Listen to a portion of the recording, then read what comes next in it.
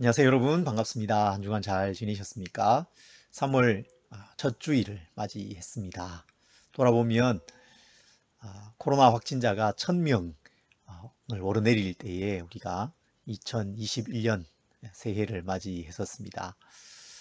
여러 가지로 불확실성이 정말 크고 이 한 해가 어떻게 전개될까, 어떻게 우리가 이 한 해를 살아가야 할까, 참 답답하고 또 고민되던 그런 시기였지 않습니까? 그때 여호수아 1장 8절 말씀을 읽었었습니다. 이 율법책을 내 입에서 떠나지 말게 하며 주야로 그것을 묵상하여 그 안에 기록된 대로 다 지켜 행하라. 그리하면 내 길이 평탄하게 될 것이며 내가 형통하리라.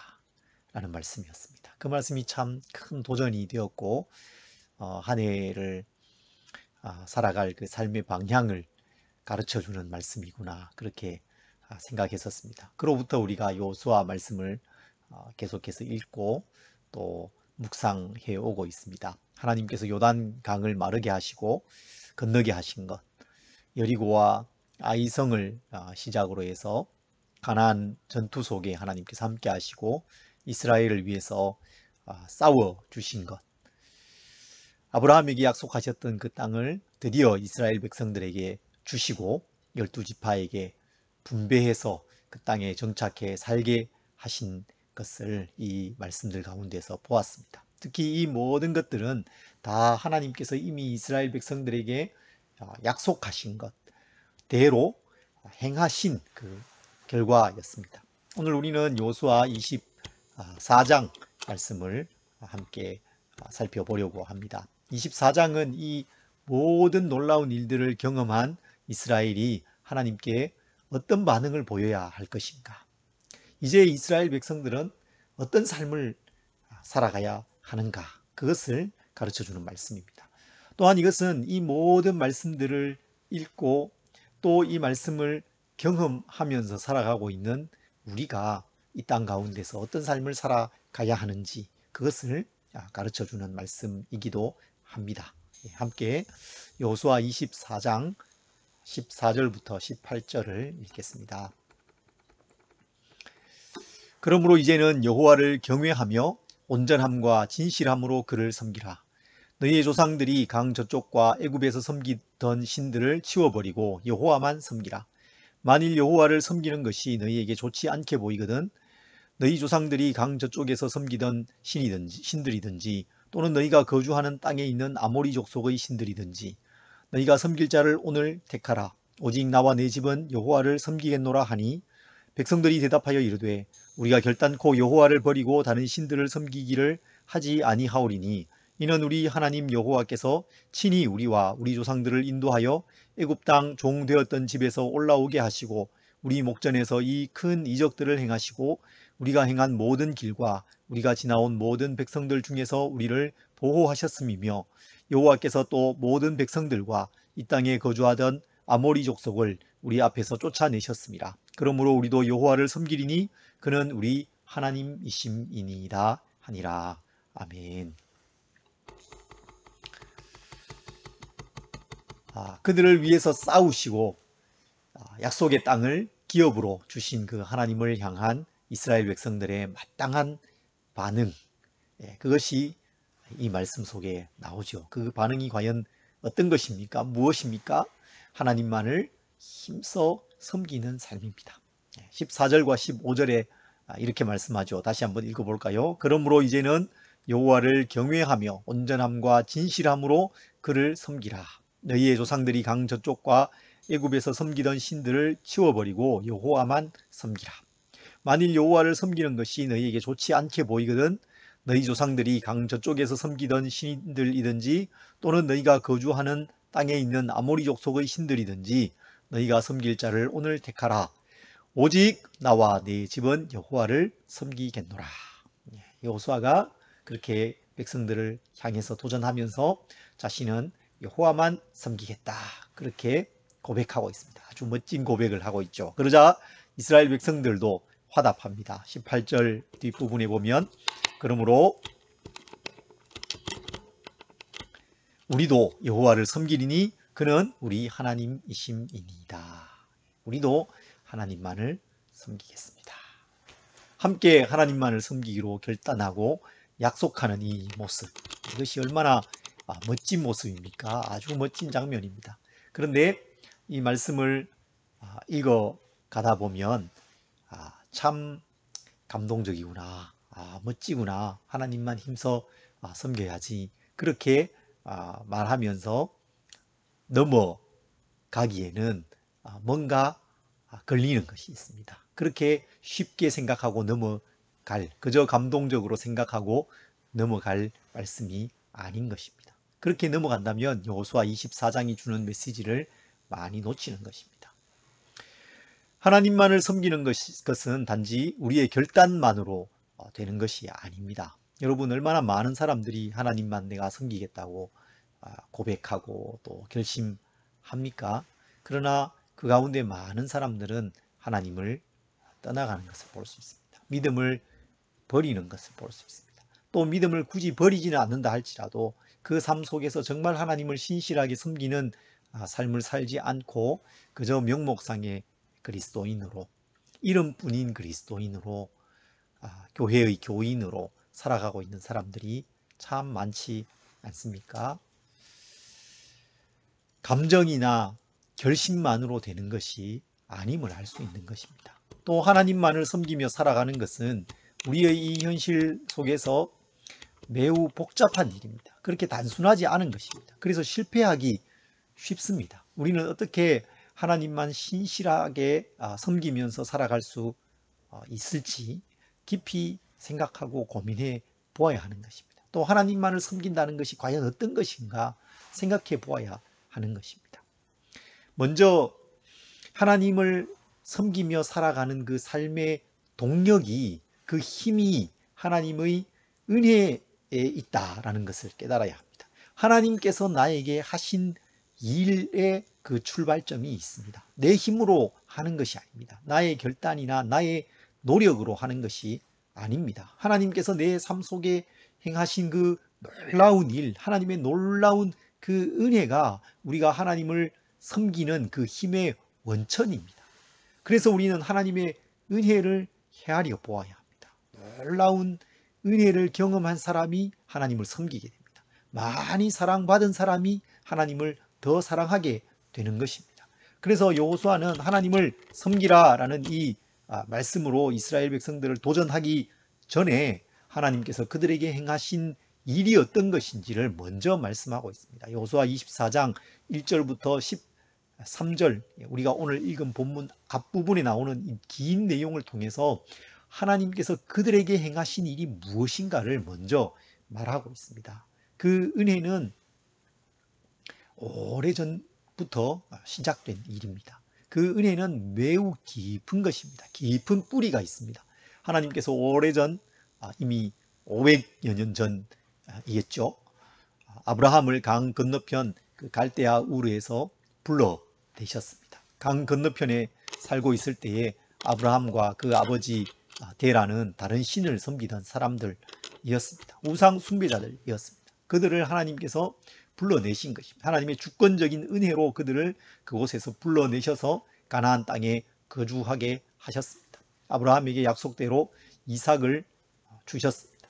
그리고 이삭의 그 아들 야곱의 12 아들들, 그 가족들이 그곳에 살아가게 하셨죠. 그러다가 기근을 만나자 그 가족들이 다 함께 애굽으로, 이집트로 내려갔지 않습니까? 그곳에서 살아가는 그 400년 가까운 시간 동안에 그들은 하나님의 은혜 속에서 번성해 가게 됩니다. 큰 민족을 이루게 되었습니다.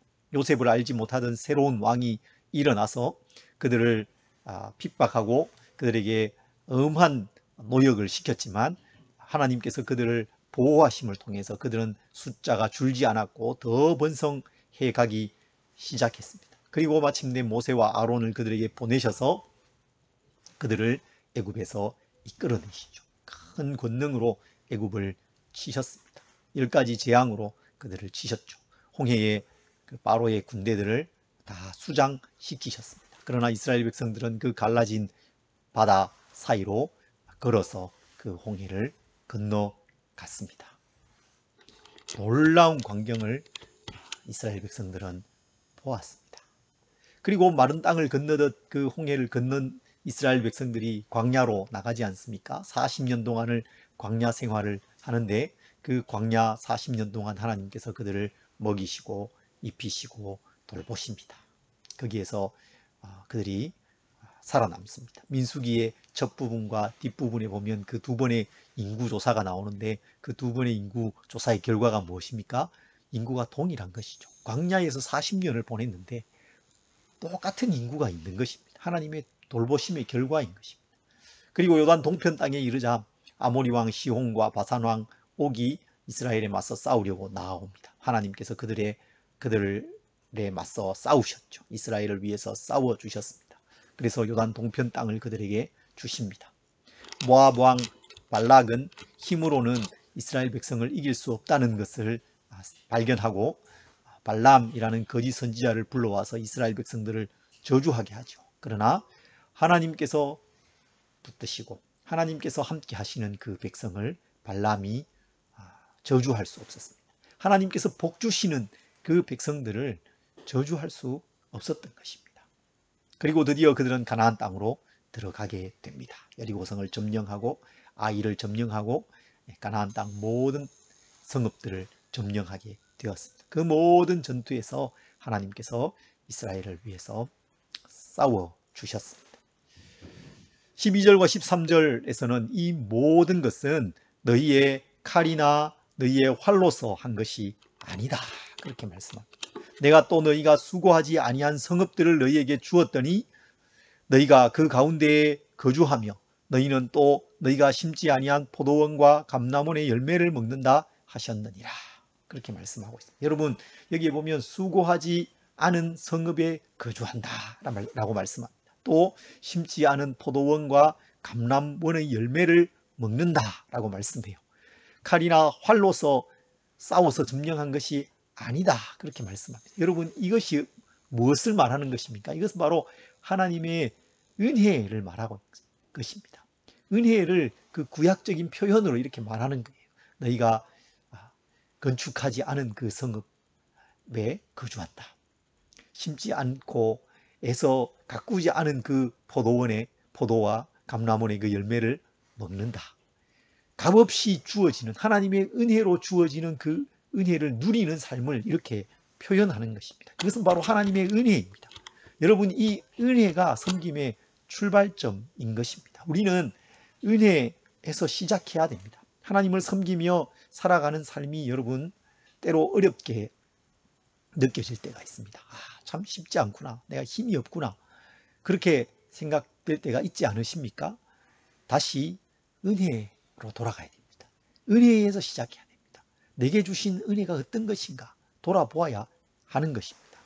시편 116편 12절에 이렇게 말씀합니다. 내게 주신 모든 은혜를 내가 여호와께 무엇으로 보답할까? 내게 주신 그 모든 은혜를 내가 무엇으로 보답할까? 그 큰 은혜를 다시 돌아보면서 그 가슴이 벅차오르고 감사와 감격이 차오르는 사람이 하나님께 질문하는 것이죠. 하나님 이렇게 큰 은혜를 내게 주셨는데 내가 어떻게 이걸 보답할 수 있을까요? 여러분 이것이 섬김의 출발점입니다. 여호수아가 그래서 하나님께서 그들에게 주신 그 긴 역사 속에서의 그 은혜를 돌아보면서 그것을 이스라엘 백성들에게 말하면서 고백하는 것이죠. 나와 내 집은 여호와만 섬기겠노라. 하나님께서 나에게 주신 그 은혜를 돌아보시기 바랍니다. 헤아려 보시기 바랍니다. 죄 가운데 살아가던 나를 하나님께서 부르셨습니다. 하나님을 알게 하셨습니다. 예수 그리스도의 그 십자가 은혜로 죄를 용서해 주셨습니다. 그 모든 죄를 씻어 주셨어요. 하나님의 자녀 삼으셨습니다. 하나님과의 특별한 그 관계 속에서 하나님과 교제하면서 살아가게 해 주셨습니다. 그리고 우리의 삶을 인도하십니다. 보호하십니다. 필요를 채워주십니다. 복을 주십니다. 그 어떤 것도 우리를 저주할 수 없어요. 이것이 여러분 나의 노력과 나의 애씀의 결과입니까? 그렇지 않죠. 하나님께서 값없이 주신 선물입니다. 은혜입니다. 수고하지 않은 집에 거하고 심지 않은 포도원의 열매를 먹는 것입니다. 여러분, 지금 우리가 여러 가지 어려움이 있지만, 코로나로 인해서 어려움 속에 있고 우리의 일상을 살아가는 것이 때로 만만치 않을 때도 있지만, 하나님께서 우리를 지켜주시고 돌보시지 않습니까? 하나님의 은혜인 것입니다. 하나님께서 나에게 주신 이 은혜를 깊이 헤아려 보시기 바랍니다. 마음속에서 참 가슴이 벅차오르고 감사와 감격이 솟아날 때까지 헤아려 보시기 바랍니다. 그 은혜 속에 깊이 머물러 보시기 바랍니다. 거기에서 섬김이 시작됩니다. 거기에서 하나님을 섬길 힘이 생기는 것입니다. 나는 하나님만 섬기겠습니다. 그렇게 고백하게 되는 것입니다. 여러분, 이렇게 은혜에서 시작해야 됩니다. 그런데 은혜에서 시작하더라도 하나님을 섬기는 것이 그렇게 쉬운 일만은 아닙니다. 하나님을 섬기는 것을 너무 막연하게 쉽게 생각하지 말아야 합니다. 그게 매우 어려운 일이고 또 때로 큰 대가를 지불해야 하는 일인데 이 시대에 그렇게 잘 생각하지 않아요. 하나님을 섬기는 것을 굉장히 쉽게 생각합니다. 특히나 우리 시대에는 그리스도인이 되는 것이 정말 쉬운 일입니다. 교회는 가까이에 있습니다. 그리고 교회에 가면 쉽게 그리스도인이 됩니다. 교회의 회원으로, 일원으로 받아들여지게 됩니다. 반면에 그리스도인이 되기 위해서 치러야 할 대가는 거의 없습니다. 어떤 시대에는 정말 엄청난 대가를 치러야 했던 때가 있었지 않습니까? 가족을 떠나야 하고 자신의 생명까지도 잃을 것을 각오하고 그것을 감수하면서 내가 그리스도인입니다. 내가 예수님을 믿습니다. 그렇게 고백해야 할 때가 있었습니다. 지금도 어떤 지역에는 그렇게 자신의 생명을 내어 걸면서 정말 값비싼 그 고백, 하나님의 부르심 앞에서 자신의 생명을 내어 던져야 하는 그런 지역들이 있죠. 그러나 우리는 지금 그렇지 않습니다. 그래서 하나님을 섬기는 것이 굉장히 쉽게 여겨지고 막연하게 여겨지는 것입니다. 그러나 성경은 하나님을 섬기는 것이 그렇게 쉬운 일이 아니라고 말씀합니다. 여호수아는 이 사실을 분명하게 말씀하고 분명하게 경고하고 있습니다. 이 말씀을 우리는 깊이 새겨들어야 합니다. 15절에서 이렇게 여호수아가 말씀합니다. 만일 여호와를 섬기는 것이 너희에게 좋지 않게 보이거든 너희 조상들이 강 저쪽에서 섬기는 신들이든지 또는 너희가 거주하는 땅에 있는 아모리 족속의 신들이든지 너희가 섬길 자를 오늘 택하라. 결단을 지금 요구하고 있습니다. 그리고 그러자 이스라엘 백성들이 우리도 여호와를 섬기겠습니다. 그렇게 대답하죠. 그런데 여호수아는 너희가 그렇게 쉽게 대답할 문제가 아니다. 이 문제는 그저 막연하게 생각할 일이 아니야 라고 한 번 더 얘기합니다. 19절에서 이렇게 말씀해요. 여호수아가 백성에게 이르되 너희가 여호와를 능히 섬기지 못할 것은 그는 거룩하신 하나님이시요 질투하시는 하나님이시니 너희의 잘못과 죄들을 사하지 아니하실 것입니다. 만일 너희가 여호와를 버리고 이방 신들을 섬기면 너희에게 복을 내리신 후에라도 돌이켜 너희에게 재앙을 내리시고 너희를 멸하시리라. 엄히 경계하고 경고하고 있습니다. 여러분, 우리가 하나님을 섬기는 것이 쉽지 않은 이유는 하나님이 쉬운 분이 아니시기 때문입니다. 여러분, 하나님은 결코 쉬운 분이 아닙니다. 우리의 이익을 위해서 봉사하는 그런 쉬운 신이 아닙니다. 우리가 조작하고 이렇게 저렇게 움직일 수 있는 그런 신이 아닙니다. 하나님은 거룩하신 분이시죠. 하나님은 질투하시는 분이십니다. 우리를 사랑하셔서 그 아들까지 내어주신 그 하나님께서는 우리가 하나님 아닌 다른 것을 사랑할 때, 다른 것에 우리의 마음을 빼앗길 때에 그것을 질투하십니다. 그냥 넘어가지 않으십니다. 하나님은 전부를 요구하십니다. 신명기 6장에 이렇게 말씀하죠. 이스라엘아 들으라. 우리 하나님 여호와는 오직 유일한 여호와이시니 너는 마음을 다하고 뜻을 다하고 힘을 다하여 내 하나님 여호와를 사랑하라. 마음을 다하고 뜻을 다하고 힘을 다해서 하나님을 사랑해라. 전부를 요구하고 계십니다. 예수님은 이렇게 말씀하셨죠. 그러므로 하늘에 계신 너희 아버지의 온전하심과 같이 너희도 온전하라. 우리를 향한 하나님의 이 요구가 정말 숨막히는 요구가 아니겠습니까? 하나님이 완전하신 분이신데 그 하나님의 완전하심처럼 하나님의 자녀인 우리가 완전해야 된다고 말씀하고 있습니다. 하나님의 그 거룩하심처럼 우리도 거룩해야 된다고 말씀하죠. 정말 숨막히는 요구를 우리에게 해오고 계시는 것입니다. 모두를 요구하십니다. 전부를 요구하십니다. 그리고 완전을 요구하시는 거예요. 정말 숨막히는 요구로 하나님을 섬겨야 할 것을 말씀하고 계십니다. 여러분, 그런 반면에 우리는 한눈을 팔 때가 많습니다. 너무 쉽게 우리의 눈이 여기저기로 갑니다. 우리의 마음이 여기저기로 막 향합니다. 흩어집니다. 하나님 아닌 다른 것을 우리의 마음에 둘 때가 얼마나 많습니까? 팀 켈러 목사님이 우리의 이 마음이 우상 공장이라고 말씀했어요. 온갖 우상을 만들어내고 온갖 우상을 우리의 마음에 들여온다는 것입니다. 재물과 권력에 대한 그 탐욕이 끝이 없습니다. 매일의 뉴스가 그 증거입니다. 그것이 단지 그 뉴스에 등장하는 그 사람들만의 문제가 아니라 바로 우리의 문제, 나의 문제인 것입니다. 내가 그런 것입니다. 또 한편 이 세상은 매우 악합니다. 사악합니다. 사탄의 괴계는 정말 교묘합니다. 우리 사회는 다원화되어 가고 복잡합니다.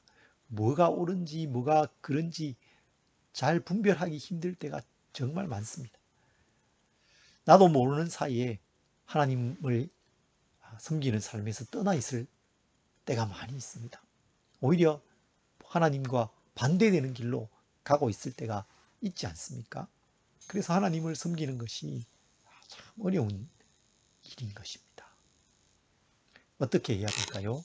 로마서 12장에서 사도 바울이 이렇게 권면합니다. 그 권면을 우리가 깊이 받아들여야 되겠습니다. 너희는 이 세대를 본받지 말고 오직 마음을 새롭게 함으로 변화를 받아 하나님의 선하시고 기뻐하시고 온전하신 뜻이 무엇인지 분별하도록 하라. 우리의 마음을 새롭게, 우리의 생각의 이 체계를 새롭게 해야 합니다. 우리의 마음과 생각을 깊이 살펴보아야 됩니다. 점검해 보아야 합니다. 우리의 삶의 깊은 부분들을 살펴야 됩니다. 이 세상 속에 이 세상의 각 영역들, 각 부분들을 잘 살펴보아야 합니다. 그리고 하나님께서 기뻐하시는 것이 무엇일까? 이 부분에서 하나님이 기뻐하시는 것이 무엇일까? 내 마음에 하나님이 기뻐하시는 것은 과연 무엇인가? 그것을 생각하고 분별하고 그렇게 살아가기를 힘써야 하는 것입니다. 여러분, 이것은 매우 큰 주제입니다. 그래서 그것을 전부 지금 다룰 수는 없죠. 우리가 지속적으로 고민하고 또 힘써야 하는 그런 영역입니다. 그러나 한두 가지 질문을 통해서 지금 나 자신을 살펴볼 필요가 있습니다. 그것은 꼭 필요한 일입니다. 지금 최근에 내가 고민하고 또 시간과 에너지를 많이 쏟는 일은 무엇인가? 지금 내 마음에 가장 자리를 많이 차지하고 있는 일이 무엇인가? 그리고 그것을 하나님께서 기뻐하시겠는가? 더 좋은 질문이 있죠. 예수라면 어떻게 하실까? 그 책이 있지 않습니까? 아주 좋은 책이죠. 예수라면 어떻게 하실까? 라는 질문을 삶의 모든 부분에서 던지는 것입니다. 그리고 그 답에 따라서 그것이 어떤 대가를 요구하든지 간에 그 답에 따라서 살기로 결단한 사람들의 그 이야기가 그 책의 내용이잖아요. 그렇게 결단하고 살아가는 것입니다. 여러분, 이런 질문들을 자신에게 던져보십시오. 그리고 그 답을 스스로 찾아보십시오. 그리고 그 답에 따라서 행하시기 바랍니다. 이스라엘 백성들은 여호수아의 그 경고, 하나님을 섬기는 것이 결코 쉽지 않은 것이다 라는 경고를 받은 후에도 다시 우리가 여호와를 섬기겠습니다. 그렇게 다짐합니다. 그래서 여호수아와 함께 언약을 체결하게 되죠. 여호수아의 엄한 경고, 이스라엘과 여호수아의 그 그 엄숙한 그 서약, 참 멋진 모습입니다. 그런데 그 결과는 어땠을까요? 31절 말씀에 보면 이스라엘이 여호수아가 사는 날 동안과 여호수아 뒤에 생존한 장로들 곧 여호와께서 이스라엘을 위하여 행하신 모든 일을 아는 자들이 사는 날 동안 여호와를 섬겼더라. 그렇게 말씀하고 있습니다. 잘 섬긴 것 같습니다. 적어도 얼마간은 그랬습니다. 그러나 여호수아 뒤에 생존한 그 장로들이 죽은 후에는 전혀 상황이 달라집니다. 다른 이야기가 전개되죠. 그 다른 이야기가 무엇입니까? 그것이 바로 사사기 이야기입니다. 몇 장 넘어가서 사사기 앞부분을 조금 볼까요? 사사기 2장 7절은 이렇게 말씀합니다. 백성이 여호수아가 사는 날 동안과 여호수아 뒤에 생존한 장로들 곧 여호와께서 이스라엘을 위하여 행하신 모든 큰 일을 본 자들이 사는 날 동안에 여호와를 섬겼더라. 여호수아 24장 31절과 같은 말씀입니다. 그런데 그에 이어지는 8절부터는 이렇게 말씀합니다. 여호와의 종 눈의 아들 여호수아가 110세의 죽음에 무리가 그의 기업의 경내 에브라임 산지 가스산 북쪽 딥낫 헤레스에 장사하였고 그 세대의 사람도 다 그 조상들에게로 돌아갔고 그 후에 일어난 다른 세대는 여호와를 알지 못하며 여호와께서 이스라엘을 위하여 행하신 모든 일도 알지 못하였더라. 여호수아가 죽고 여호수아와 함께 그 놀라운 일들을 보았던 장로들 그 세대의 사람들이 다 죽자 다음 세대의 사람들은 여호와를 알지 못했습니다. 하나님을 버립니다. 하나님을 떠납니다. 하나님의 말씀을 버립니다. 그리고 온갖 우상을 섬기기 시작합니다. 물질과 풍요의 그 삶을 쫓아가기 시작했습니다. 그래서 사사기의 그 어둠의 역사, 그 깊은 터널 속으로 들어가게 되는 것입니다. 여러분, 하나님을 섬기는 것이 정말 쉽지 않구나라는 것을 이스라엘의 이 역사가 우리에게 교훈해 주고 있는 것입니다. 그리고 그것은 오늘 우리가 경험하고 있는 것과 같은 것이죠. 오늘 우리가 정말 고민하면서 씨름해야 할 일인 것입니다. 우리의 마음과 우리의 삶, 이 세상의 모습, 이 영적인 실체를 우리가 분별해야 합니다. 하나님 안에서, 말씀 안에서 성령께서 우리에게 빛을 비추어 주심으로 그것을 분별하게 해 주시기를 소망합니다. 우리의 마음을 새롭게 하고 하나님의 선하시고 기뻐하시고 온전하신 뜻이 무엇인지 분별하며 살아가시는 우리 지체들이 되시기를 바랍니다. 여호수아 말씀을 지난 2달여 동안 살펴보았습니다. 하나님께서 그 백성들을 위해서 싸우셨습니다. 하나님은 거룩한 용사이십니다. 그리고 그 하나님은 오늘 우리를 위해서도 싸우시는 분이십니다. 여러분, 하나님께서 그 백성들에게 약속하신, 그 조상들에게 약속해 오셨던 그 약속대로 그 땅을 기업으로 주셨습니다. 하나님은 약속하시고 그것을 그대로 이루시는 분이십니다. 그것은 오늘도 동일합니다. 하나님께서 우리에게 주신 이 약속의 말씀을 붙들고 우리가 살아가면 그 약속대로 하나님 그대로 행하십니다. 그리고 하나님의 자녀들을 지키시고 풍성한 복을 주십니다. 하나님의 구원과 놀라운 은혜, 보호와 돌보심 속에 우리는 살아가고 있습니다. 오늘 우리가 누려가는 이 모든 것이 하나님의 큰 은혜입니다. 여러분, 이 하나님의 은혜를 헤아려 보십시오. 그리고 하나님만을 섬기시기 바랍니다. 여호수아가 고백합니다. 오직 나와 내 집은 여호와를 섬기겠노라. 이스라엘 백성들이 고백합니다. 우리도 여호와를 섬기리니 그는 우리 하나님이시니이다. 우리도 고백해야 합니다. 우리도 우리의 구원자이시고 우리의 삶의 주관자이시고 우리의 도움이 되시는 그 하나님만을 힘써 섬기며 살아가겠습니다. 내 마음과 삶을 깊이 돌아보고 점검해보고 하나님만을 힘써 섬기겠습니다. 하나님만을 예배하겠습니다. 하나님께서 기뻐하시는 삶 살아가겠습니다. 물질과 풍요를 좇는 것이 아니라 하나님을 추구하고 하나님 기뻐하시는 그 정의를 추구하는 그 삶을 힘써 살아가겠습니다. 그런 결단이 우리에게 있어야 되겠습니다. 결단뿐만 아니라 하나님 주시는 힘으로 하루하루 그렇게 살아가는, 힘써 여호와를 섬기는 우리 모든 지체들 되시기를 간절히 소망합니다.